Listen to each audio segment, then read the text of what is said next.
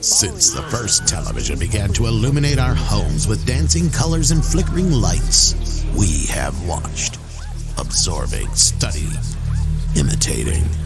We are the Channel Changelings, and we are here. They're coming to get you, Barbara.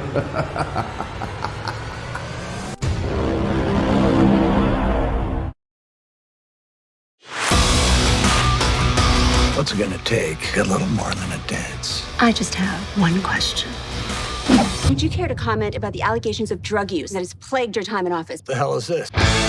You did good, Hunter. Hell, maybe we could finally clean up this city. You know, you can be a real reporter without the dancing. Have a good evening. I need to get down to where they're holding the experimental mining tests. Hey there. Turn it off now!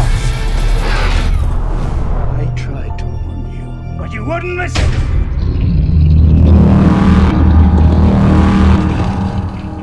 What was that?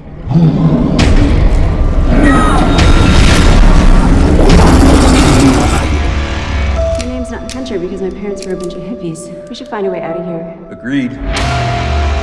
These eggs. Yeah, they're eggs. Oh, we are all gonna die horrible, horrible deaths. We can make it. You're always so gung-ho. I follow my gut. Always. Trust me. This is what I do. I chase. Make me understand why I should just let you run off to your death. Because I want to feel that spark of magic, of possibility, of monsters and adventure. I'm scared. Exactly.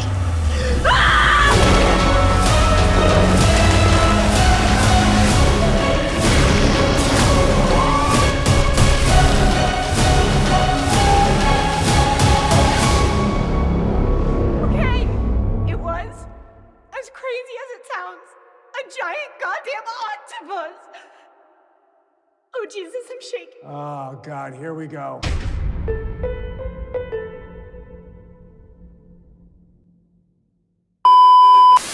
Hello, everyone, and welcome to Channel Changelings. I am Greg of Fanzine, and with me today I have the lovely Brigitte Kingsley and my good friend Hollowfield. How you guys doing? Good. Thanks for having us. I'm glad to have you here. I just recently saw your movie, The Astonishing Tales of Rocked It Pussy. I'm trying to say it right. That name. Yeah, I love the name, by the way. It's great. I just saw it because Dan was telling me about it, and I was like, okay, I got to see this movie. It is a fantastic, fun ass movie. I mean, can you tell us a little bit how that all came to be? Sure. Yeah. So the concept came to us a while back. So Andrew Simic, who's the writer and director of the movie, we were on a trip up north and we're just kind of talking about like what the trends are in movie making these days. And I had just come back from a market called AFM, and a lot of the stuff was like, it was still with those Sharknadoes and like all sorts of weird mashup of creatures. And so we started joking around. We're like, what's the craziest mashup we could think of? And, Andrew's like, well, spider bears, like a big bear with like 8 arms. And like, we started just joking about terrible movie names. And then all of a sudden he's like, oh my gosh, Roctopussy. Because we were going up north and there's a lot of mines up north. So he's like, a giant octopus made of rocks. And it became like, it started out as just a big joke. And we started, spitballing some ideas. And then the more we talked about it, just the more fun it sounded. And then Andrew started writing a script and he's like, you know what, let's just do this. So that's kind of how it started. Will there be any sequels planned for Astonishing Tales of Terror? Because the spider bear with maybe the snow crabs as lice on him, that could be an interesting little story. For sure. Yeah, no, we've definitely talked about it. And he does have some ideas for a sequel specifically to that. And Astonishing Tales of Terror actually is now 3 different projects. So we are releasing this year 2 more projects under the Astonishing Tales of Terror banner. They're 2 older movies that we've done, but they've been remastered, recut, re-edited. And one is Astonishing Tales of Terror Night Cries. And the other one is Astonishing Tales of Terror Medium Raw. So there will be 3 under that banner. And then we've talked about doing sort of a little series where Hunter Hazelton goes on different missions every episode. So there's a few things in development. It just depends on if we can find interest to finance it. I loved it. I thought it was fun. And apologies, my internet's messing up now too. No. I'm sorry. No, but it was a fun. I absolutely loved it because I'm a huge fan of like those type of movies, like B movies and stuff. And I don't say that as a bad thing. I say that as a good thing because those are great movies, right? So it was just, and the character of Hunter was just like, she was like this awesome character. I loved her line of saying that like she's smart, sexy, and brave or whatever. When you were telling the lady, the other news reporter lady, that I was like, yeah, that's that's a great way because it was a great character that you portrayed. And throat punching Annie's character, like that's probably one of my favorite parts of the movie. Like when I just my wife was like, she fell in love with you right then. Oh, thanks. Yeah, it was so much fun, and the cast was such a great time. Like everybody's characters kind of popped in that movie, and everybody came to set every day with just like so much enthusiasm and so much fun. It was such a blast to actually shoot. I just got to say, I really did. I mean, there's something to be said about this type of movie because I really dug it. I love that how it started off like she's undercover as a stripper. Right? Yeah. And she gets up there, then boom, here's their microphone right in his face, and the camera guy's there, and Kim, the camera guy, I can remember that name. So right, and I love that like in your face, like sort of comedy, like it just is like it was just great. It was great. So, how did you come up with stuff like that, just to get those bits in there like that? Honestly, it's Andrew. Like Andrew's such a big fan of these movies, and he's just a fan of cinema in general, and he loves projects that have heart, and the comedy bits. So it's like if you notice every character, even the bad guys, you just love them. You fall in love with them because they're either funny or they're just big stumbling like boneheads. But at the end of the day, you actually care about all of these characters. And he's just a brilliant writer. Like he dives in and he always weaves in sort of overarching like messages that are actually good, like this particular movie, it's all about trying to fit in, like sometimes you try so hard to fit into a world or a place, and it's like no matter how much you try, you just don't fit in, and it's like what are the pros and cons of that? And Hunter, her whole life, she's just wanting to be accepted by these reporters, and at the end of the day, it's like why? She's her own person, and who she is awesome, and she kind of realizes at the end that being her is pretty cool. But yeah, so it's all Andrew that does the writing, and his stuff is always very unique and fun. Yeah, he seems to be very versatile. I watched Home for Harvest. Oh yeah. And we plan on watching the Christmas film when we get into December and everything. And I have to say, that man knows his audience for the films. Yeah. Like with Rock the Pussy, it was right up like people like me and Greg's alley, like from the start. I was on board as soon as the face melted. I was like, okay, what are we going to do here? And I was on board from there. So he's an amazing director and talented writer, obviously. Yeah. That's some great lines in there. Like, my parents were no hippies. My name's Hunter for a reason. And my parents were no hippies. I love that. So, because you guys captured like the small, like, and you're in Canada. So, but like someone who's in a small town in Ohio, it really felt small town, like where you were, even though you were like the big city reporter, the area really felt like a small town, anywhere, small town, anywhere, So I really liked how you captured that. Oh, thanks.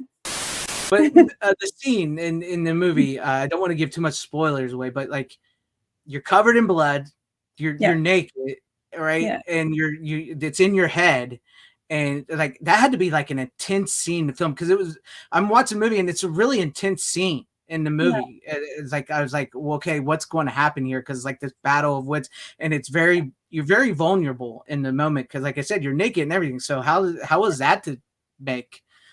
You know what? It was actually a really fun scene to shoot because the challenge was that I was playing both characters. So Mhm. I'm in the blood, but I'm also the Rocktopus Yeah. embodiment or whatever on the other Yeah. side. And so one of my best friends, uh, we look a lot alike. We have very similar everything. So I was like, "Hey, you want to come out and be my body double for the scene?" And we get along so well that it's kind of we both embraced being kind of naked on set. And she would always play my back. So when I was in the bloodbath, it was her back that you would see, and then vice versa. But the makeup took forever. So we'd wake up at like, I don't know, 4 o'clock in the morning, stand there in makeup, especially for the Rocktopus, because that was all like body painted and stuff. And then by the time we're on set, we're tired, we're a little bit cold. It's Northern Ontario. There's not that much heat in there. And then we're just kind of dancing around between takes just to stay warm. And then all of a sudden it's like action and you're in the moment. And but because we're so close to our cast and our crew and they've been with us for, numerous projects through the years, it's like it's all a close-knit group. So nobody felt too uncomfortable. It was a closed set to the point where it was just, the must be there people. So we had, sound and camera and that kind of stuff. But overall, like it was, I would say every day that I got to go to set and shoot that movie, it was a dream. And that scene as well, like it was just a lot of fun. They made sure that the bloodbath was very warm. So every time it got a little cool, somebody would come with a big hot pail of new blood and dump it in.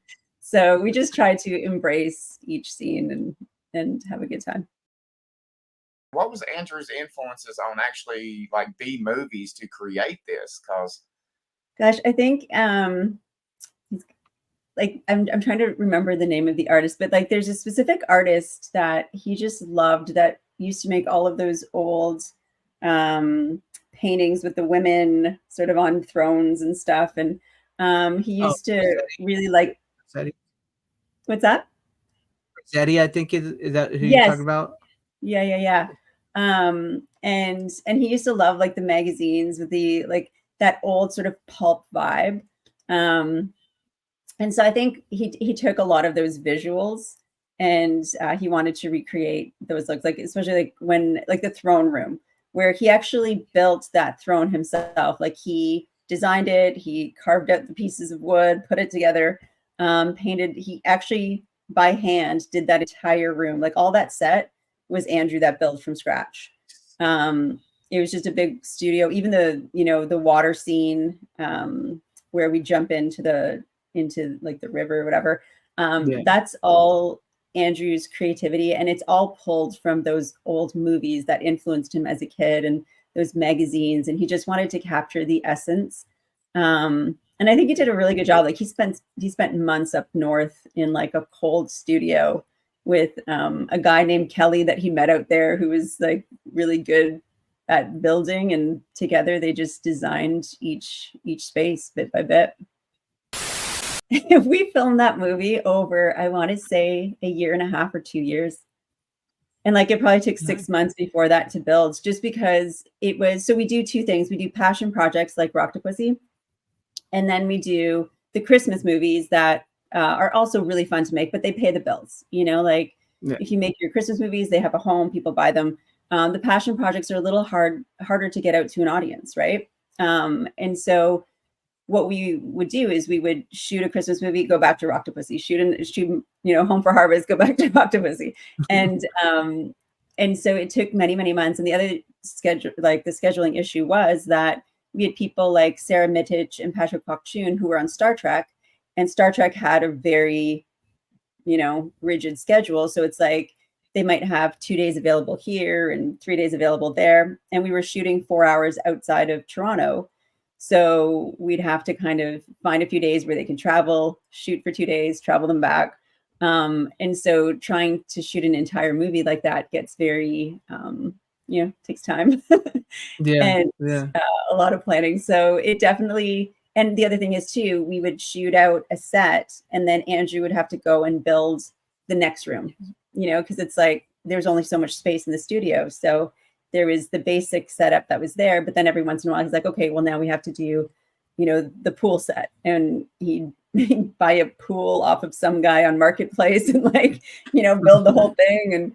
And so yeah, it was a good chunk of our lives. And but at the end of the day, like it was really fun. The biggest challenge was making sure that over that year and a half, nobody cut their hair, nobody dyed their hair. That had to be, because you got to keep the continuity. Yeah. The sets are immaculate in that. It is, for like a little budget movie. The sets are amazing. So yeah, shout out to Andrew for doing that, because they look great. They really do look great. And I mean, like when you're even standing there and you're on the, like you were talking about the throne, when you're there, and then like the lighting with everything that involved, it's perfect. It looks great. Thanks. Like it was funny because a lot of it takes place underground in like a mine. So in order to make the mine, Andrew researched a lot of things. He's like what's the best thing we could do to create this look? And finally, he had decided that he was going to make it out of styrofoam and then just paint it like a mine. And he found these old blocks of styrofoam somewhere, like somebody was giving them out or throwing them out. It was either from like an old grocery store or whatever. And it was to insulate, and they were huge blocks, like 8x4. And then so he'd have to slice them down and then carve them. But what happened is, once he put them all up and you had to kind of carve them into a mine, if you've ever tried to take like, a machine to styrofoam, it's like there were styrofoam bits all over the place. And it's like he would walk out, he was just a big snowman of styrofoam. Both him and Kelly spent months doing that. I was like, it was very challenging for them, but it turned out great. So it was worth the pain. It did. It was great sets. And the lighting, because like in the opening scene, you had the orange lights and the kind of the blues. It's a really colorful movie as well, which I enjoyed. Oh, thanks. That's a shout out to Josh Freeman, who was our cinematographer. He worked really hard to, kind of stretch his capacity and do some cool things. Like you said, this movie is about kind of feeling it feels like being outcasted, but also finding your own path through all of that. Yeah. And I think that's something that like a lot of people struggle with. And I know that we have in the film industry too. It's like trying so hard to do something great and never quite knowing where you fit in, and then eventually you get to a point where you're like, you know what? We're just going to do what we love, and we hope we find our audience. And then once you start doing that, you do find your audience, and it's like, and those people are awesome. And those are the people you want to be making movies for. So there's the face melt scene. It took me back to like Creep Show 2, where, with the raft and that. Love that. Yeah. Yes. So it kind of like took me back to there, and I was on board. Then, the reveal that you're actually a reporter, and then getting into the stuff with your dad, which that actor that played your dad, Art Hindle. Wow. He needed more scenes. That's my only criticism, because every time he was on the screen, he grabs you. He was great. Yeah, he was in Black Christmas. He was one of those, like he's been around for a very long time, and he's such a powerful actor. And if you watch our Christmas movies, he also plays my dad in some of our Christmas movies. So. He's got that great relationship. Yeah. Feels very familiar. Like you work with the people you want to work with. Yeah. Yeah. Well, if you like, you'll notice that a lot of people kind of are, like you said, you watched Home for Harvest. Yeah. So Declan is also in Home for Harvest, and Landy is in Home for Harvest. So it's like all of these characters, kind of come back just because they're, at the end of the day, they're our friends, and they're people that we met through casting and bringing them on board once or twice. And then all of a sudden you get to know them. And the one thing that Andrew's really good at doing is like, he knows how to write for people. So it's like when he was writing, let's say Declan, he's like, oh my gosh, Troy Blundell would be great for this because he understands Troy's humor. So he'll write specifically to Troy's humor. And one of the first movies we did was Dark Rising, which we're also re-releasing under the Astonishing Tales of Terror banner in, I think, next year. But there was a wrestler, so I don't know if you guys are wrestling fans, but Jay Riso, so Christian Cage. Yes. We knew him, and we knew he wanted to get into acting. So Andrew's like, you know what? I'm going to write I know his wrestling style. I was like, I'm gonna write a character for him that's hilarious. So it's like in Dark Rising, he wrote this incredible part for Jay, and Jay came out and killed it, because it's like he knows how to highlight people's strengths, and I think that's part of the fun of the movies that he makes. Yeah.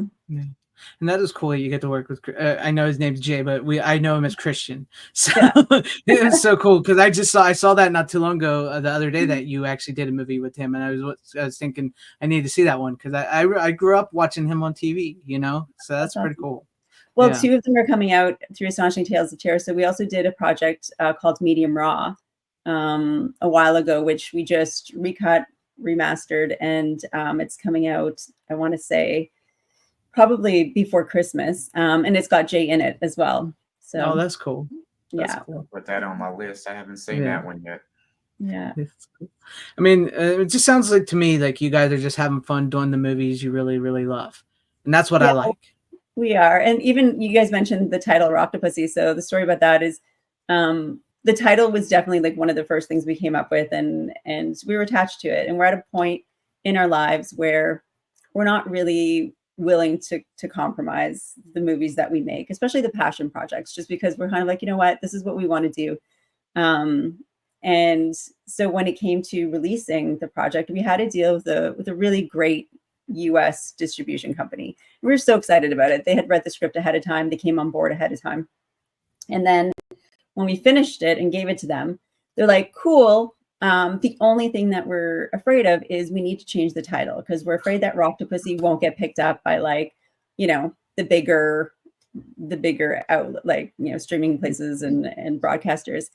And so Andrew and I talked about it. Andrew's like, we can't compromise on the name. Like, part of the message in the movie is like, be true to yourself, like don't compromise. Yeah. And so at the end of the day, we ended up walking away from this deal because they were going to change the title, and we felt like that changed the movie.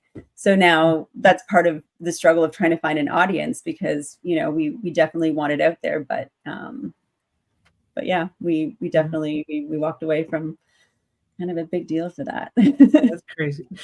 I'll tell you right now, the audience I've built up on my little channel that I have would absolutely love this movie, and I will spread this word, the word of this movie to them, because this, like, if you see my shirt, B Movies and Boobies, that's that's what I do. I love it. Like, I love movies like that. So I will spread the word to anybody I can, because it does deserve to be seen. And I mean, the name alone, how can you change the name Roctopussy?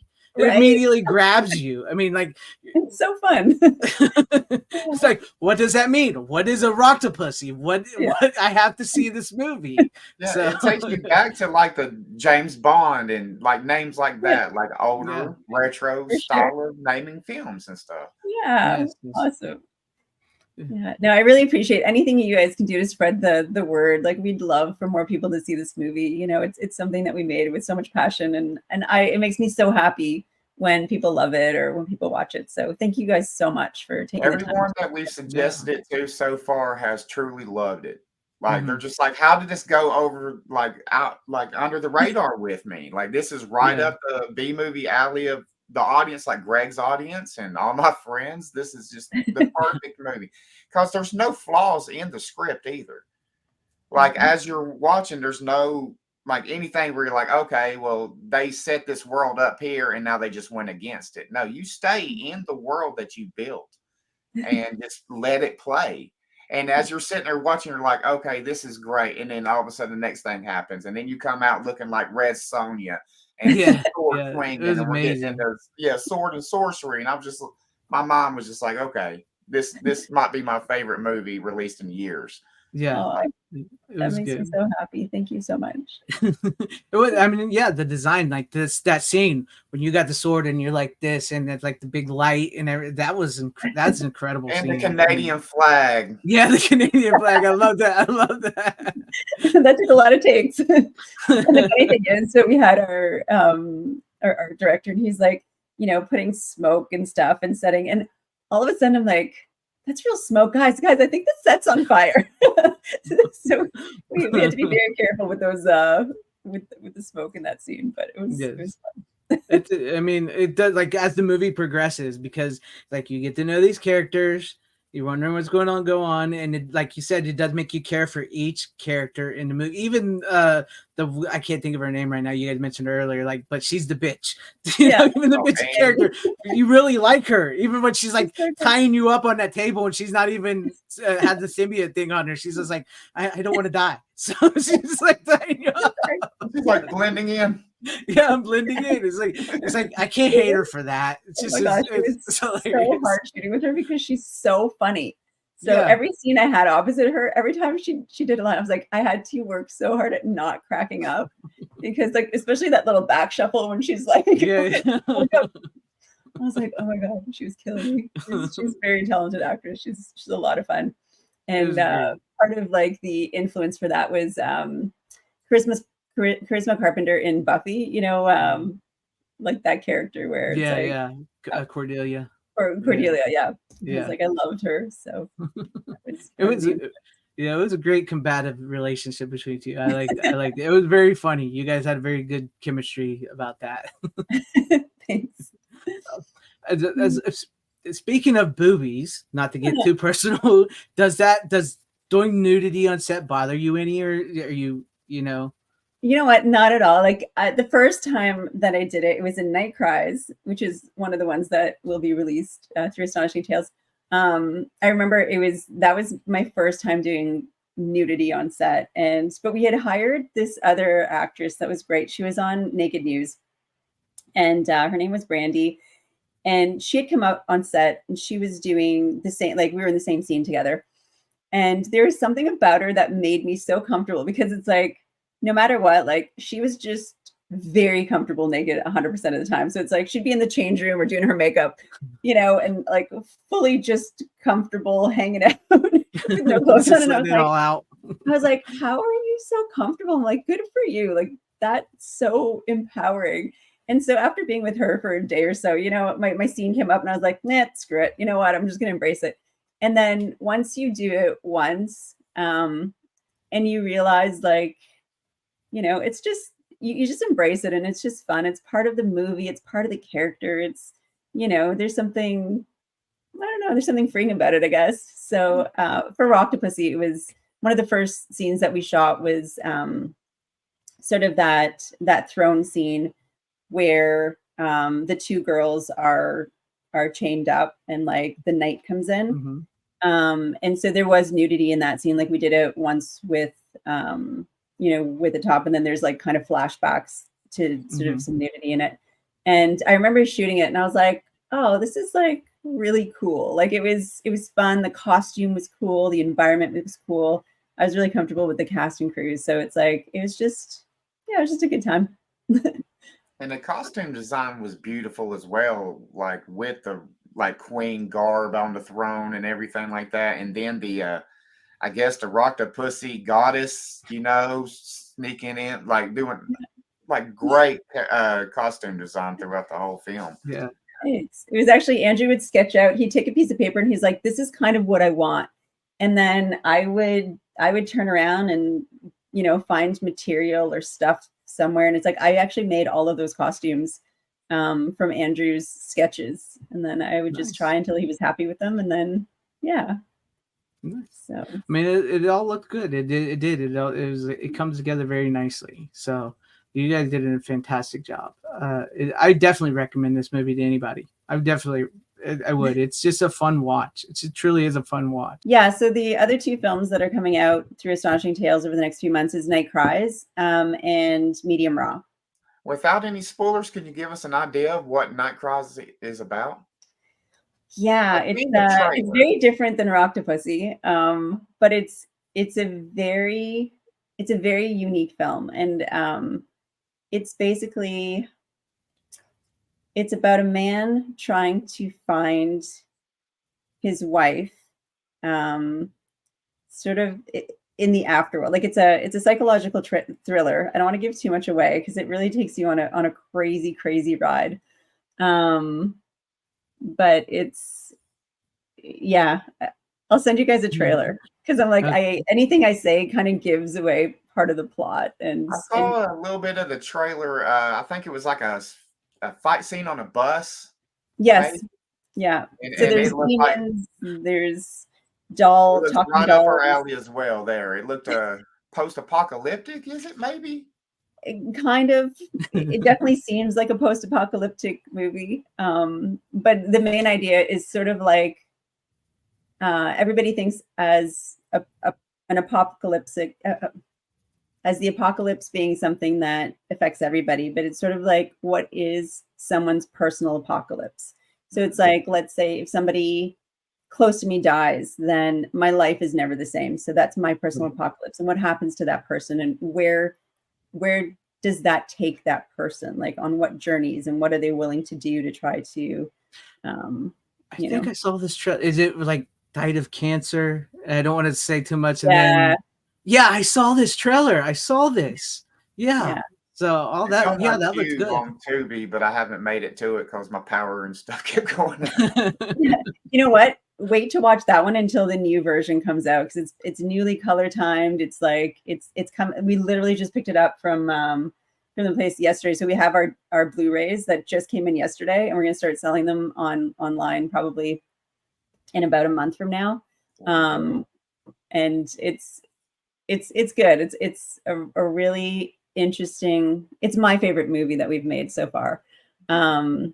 But it definitely takes you on a different journey than Rocktopusy. Yeah, I'll have to buy that and Rocktopusy on Blu-ray, and I'll do a video. Oh, Medium Raw, yeah, sure. Medium Raw has like a great cast. So it's got John Rhys Davies in it. It's got William B. Davis, which is Smokey Man from X-Files. It's got Mercedes McNabb from Buffy.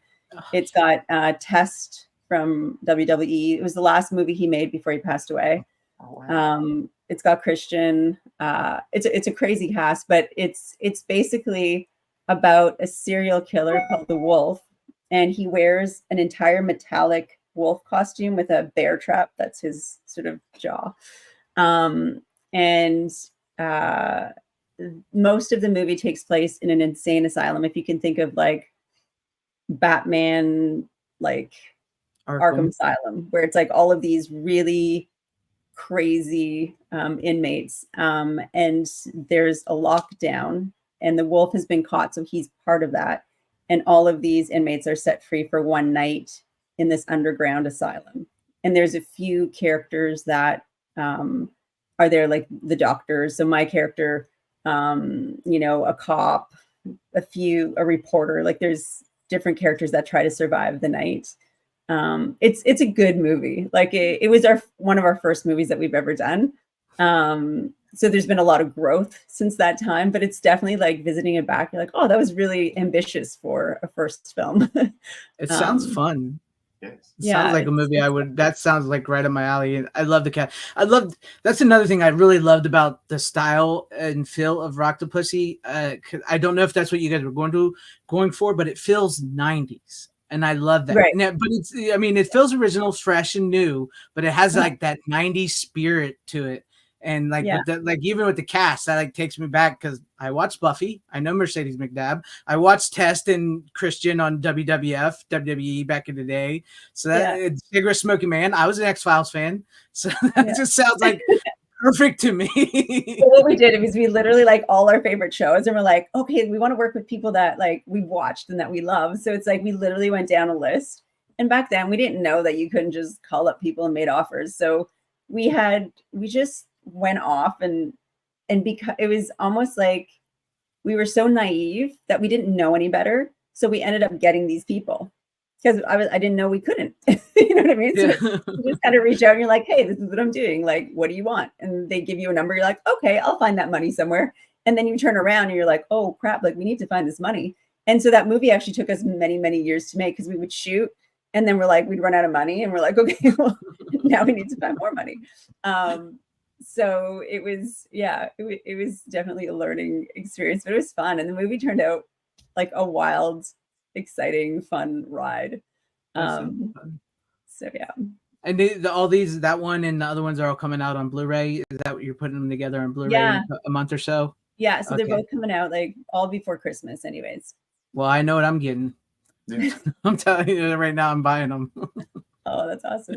Definitely, definitely. Because I mean, it's just I love your enthusiasm. I love your spirit. I speak to a lot of independent filmmakers and directors, and you guys all sort of have like the same mentality, and I absolutely love that spirit. The independent, do it as you are. You know, the best we can, the way we want, no compromise. I absolutely love that independent spirit. So that's amazing. Yeah. Oh, thanks. Yeah, I think at the end of the day, like filmmakers, like when you're an independent filmmaker, it's because you make movies because you love movies. You know, it's like Honors for Time, like we just watch movies, and there's something about the older movies, like you said, we're 90s influence, and it's true.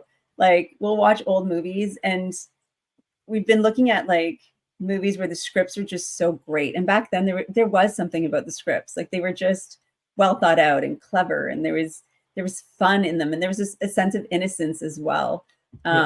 And some of the newer movies, sometimes they kind of lack that, get sacrificed for just like the big effects and the speed. And so And there's it seems a like romance modern to them. times they are trying to churn movies out so fast that they can't take the time it needs to truly develop the story as well. Yeah. Like maybe being a year to take a movie is what's needed for that film to get all the detail and just all the extra characterizations in the characters and so forth. So Yeah. I mean, and plus it helps that you guys don't have like a massive studio interference saying no, like with Rocktopusy. No, you can't use that name. That's it invokes something in somebody's mind. Rocktopusy, you can't use that. And it's like, no, I want to use that because exactly it invokes something in somebody's mind. They want to see this movie. Yeah. So yeah, I mean, at least you don't have all that interference, and you guys are doing what you want to do and love what you want to do. So yeah, for sure. Yeah. But I do love the 90s feel too. That's I mean, I'm always been like I'm a huge fan of like 80s and 90s movies. And when I find movies like this, it feels fresh and fun, but also it gives me those like nostalgic vibes. Yeah. So, yeah. Yeah, for sure. Yeah. Sweet. Yeah. When did you begin your acting career? Oh yeah, that's a good question. I started when I was a kid, I always just loved acting. And I remember going to see my uncle in plays and my aunt. They were both actors, and they would do these local plays, and I was enamored with their life. I was like, oh, that's so cool, you know, like they get to play characters. And so I kind of bugged my parents when I was younger, and then they always said, like, once you get to high school, if you still want to do it, you know, if you find yourself an agent, then we'll support you and we'll drive you to your auditions and stuff like that. So once I got to high school that day, I went out and I ended up getting an agent. I didn't know how to get one. I had never done anything. So I asked my uncle, I was like, hey, how do I make a resume? He's like, just lie about projects that you did. And I was like, okay. So then I made a fake resume and I sent it out. And back then it wasn't like the internet was like, you know, everywhere. So they can't check you. They didn't check. They couldn't check me. So I was like, yeah, I did this project. This is what I played. And I just bullshitted my way through it. And so they signed me. I was 14 years old. And then I started doing, you know, commercials and little parts here and there. And then I went to university to study acting. I got my theater degree at York. And then when I graduated, I was like, oh, great. You graduate and then you get your dream role. And that's how it works. And then I started auditioning. I was like, oh man, like this is hard. Nobody's giving me work. And so that's when I decided, I was like, you know what, I'm going to become a producer and I'm going to figure out how to make my own work. And I met Andrew in university. So I was like, hey, like you're a writer. If you write a movie, I'm going to find the money to produce it. And then, you know, you can write and direct. I'll produce and act, and we'll just make this movie. We'll figure it out. And that was Medium Raw. Nice. So it's great. Yeah. That's cool. Is there any favorite roles you have that you got before you started making your own movies, like in TV shows or anything maybe that you really liked? Yeah, I mean, I was the host of a show called Game Nation for 4 seasons, and it was all about video games and like stuff back then. And I did it under the name Suki Diefenbaker. I didn't even use my real name. And that was really fun because it's like I sort of learned a little bit of hosting and a little bit of like how to develop your own characters. And that was the team was just really great. So I had a lot of fun doing that. And then I did an episode. Well, I did a bunch of stuff like scare tactics and stuff, which was a lot of fun as well. Cool.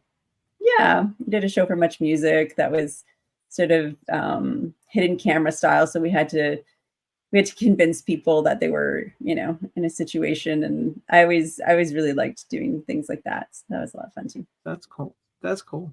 With I your remember Much class that Music. you have, I'm curious, do you actually go through casting agents and unions and stuff like that to find that cast originally, or did you use friends and stuff? Because I know a lot of horror films can have great directors, but then it'll fall short with the cast.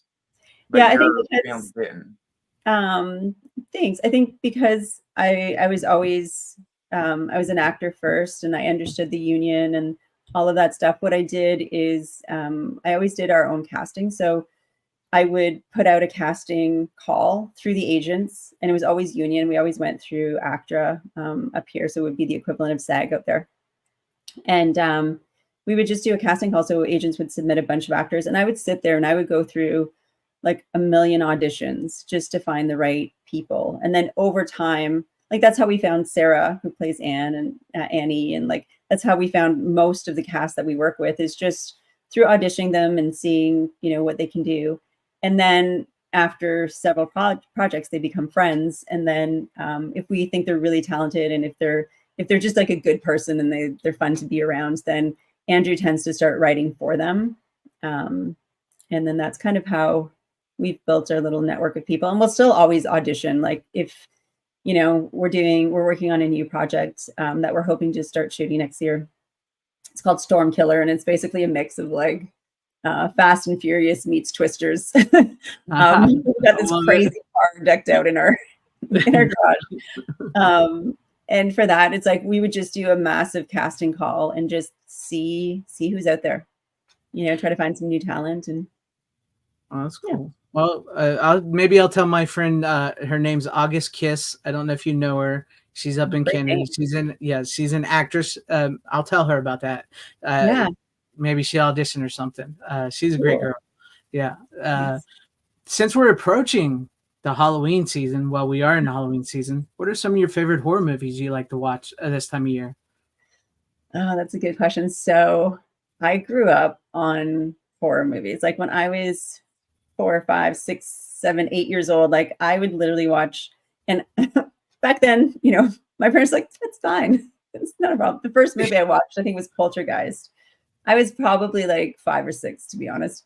And I remember like I was so scared because there was a tree outside my window in my room. And I was sure that tree was going to like come eat me every time there was a storm. So it's like if it was stormy, I would push my bed and I would sleep like against the wall and the bed, so that if the tree looked into my window, it wouldn't see me because I'd be like hiding against the wall. So so Poltergeist has a special place in my heart because it scarred me as a child. I liked Sleepaway Camp. Like I watched that when I was probably 8 years old. You know what I mean? Like just dumb, like Amityville's, all the Amityville's like scarred me as a child as well. So I do like the classics. In terms of like newer horror movies, anything like any of the Conjurings scare the crap out of me. Like I'll watch them because I love them, but then I won't sleep for like a week. So anything that's based in sort of like based on a true story, or like that has to do with spirits that can possess you, like all of that stuff, my favorite, but I hate watching them because they scare me so much. My niece is going to go as the nun for Halloween. Oh my God, no, see, I can't even hear that name. Like that Halloween, after that movie came out, I was traumatized because that character specifically, she scares me so much. And like she was everywhere that Halloween. Yeah, my niece, she's 13 and she just saw the movie The Nun, and she really liked it. It did scare her. And so she's going to go as the nun for Halloween this year. She's embracing it. She's like, you know what? She's got the pose, the picture of the nun. She got it. Her brother got it and to scare her, but she liked it, so she put it up. And so she's going as a nun. So it was It's funny. Like the older I get, the more scared I am of like, I used to love all of those horror movies and I still do. But it's like as a kid, none of it scared me because I was like, Yeah. man, it's all fake. It's fine. It's fine. And like the older you get, you're like, I don't know if that's fake, man. That stuff can happen. And so we were recently in Sudbury at like this horror convention because we do a lot of the cons, and it was called Sick. It was a great convention. And so I'm walking around. There's like a VIP gala ahead of time, and so we show up, and all of a sudden there's this man, and he stops me, and he's like an older gentleman, like dressed up, and he's carrying like a doll, but like a porcelain doll, very creepy looking doll.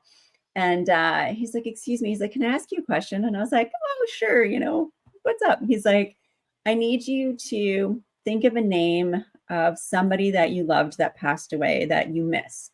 And I was like, okay. And he's like, what is it? And I was like, oh, it's Henry, right? But it's spelled Henri because it's French. And he's like, oh, he's like, you know, my doll knows things. And it's like, is it, oh, I didn't say the name. I was like, no, yeah, I did say the name. And then he's like, you mean this? And it was written Henry in like kid scribbling. Oh, and I was man. like, yeah. And then I was like, okay. And he's like, okay, I need you to close your eyes. I was like, okay. And so I closed my eyes, and he's like, you can't open your eyes or you're going to become possessed. And then I'm like, okay, well, great. Now I'm not going to open my eyes. And there was probably like 3 or 4 people sort of standing around with us. Nobody behind me, but like just, and the person right next to me was somebody that I knew well and that I trust. And anyways, he's like, okay, close your eyes, keep them closed. You know, I was like, okay, cool. And he talks for a little while. And then all of a sudden, like I feel somebody tap like the back of my shoulder. And I don't think anything, whatever. And then he's like, okay, you can open your eyes. And like, okay, I'm not going to get possessed if I open my eyes now. He's like, no, open my eyes. He's like, okay, did anything happen during that period of time? I was like, no, like you tapped my shoulder, but other than that. And then the whole crowd just goes, and I was like, what? And he's like, it's like, I didn't tap your shoulder. I was like, well, somebody tapped my shoulder. He's like, no. He's like, what happened? And then one of the person standing there, he's like, he tapped the shoulder of the doll. And I was like, what? And then I turned to the one guy that I trust. I was like, seriously? I was like, no, like somebody tapped my shoulder, right? He's like, you tapped the shoulder of the doll. And I was like, so after that, I was freaked out for the whole weekend. Yeah, I would be too. I don't know how good I am with horror films anymore. Next time, I'm not going to say hi to the guy carrying the doll. Just oh my god, no! I was like, I avoided him for the rest of the funny thing is, like, so they were selling these T-shirts at this convention, and I wanted the T-shirt because I was like, on the back of the T-shirt, I'm standing on the back of the T-shirt with like a big sword from like my Dark Rising show, and I was like, oh, that's cool. I'm on the T-shirt. I want to buy this T-shirt. But right next to me on the T-shirt is that dude that with the possessed doll. So yeah. I was like, I was gonna buy it, and Andrew's like, look who's beside you on the T-shirt. He's like, I don't think you want to buy that doll. I was like, oh. So anyways, I did not end up buying the T-shirt because I was too scared of having his face. I don't blame you. I don't blame you one bit. No. It's a good trick, however he did it. Yeah, it's good. But this has been fun conversation. I apologize for all my interruptions in the beginning with the internet, but this has been fun. It's always great to talk to people like you who just have a passion for what they do. It was lovely talking to you guys, and thank you so much for watching the movie. It means the world to us, and like thank you so much for taking the time to chat with me as well. I really appreciate it. I mean, you gave that movie honestly, that movie gives you everything you could want. It gives you action, it gives you adventure, it gives you, like I said, beautiful women and boobs and cool guys, you know, and like even like I was really happy that you guys like with the Cam, because he says he's gay, right, in the movie, and I was really happy he wasn't like a character of a gay man. He was actually a cool, just like okay, yeah, so what? He's gay. It didn't. What that wasn't his defining characteristic. His defining characteristic was he was her friend and he wanted to help, and he was just as brave as Declan. So he brought a lot of heart to this story. Yeah. Aww. So I like that. I like that you guys didn't play into like the traditional norms today in movies with characters like that. So yeah. But I appreciate your thank you for your time. Thank you, Dan, for setting us up. I can't wait to see your other movies and buy them on Blu-ray. Oh yeah, your wife. Thank you, Nitra. Yeah, thanks, Nitra. Yes. So thank you again. I'm going to go ahead and end the recording. Thank you guys for watching. Thank you. We are the Channel Changelings, and we are here.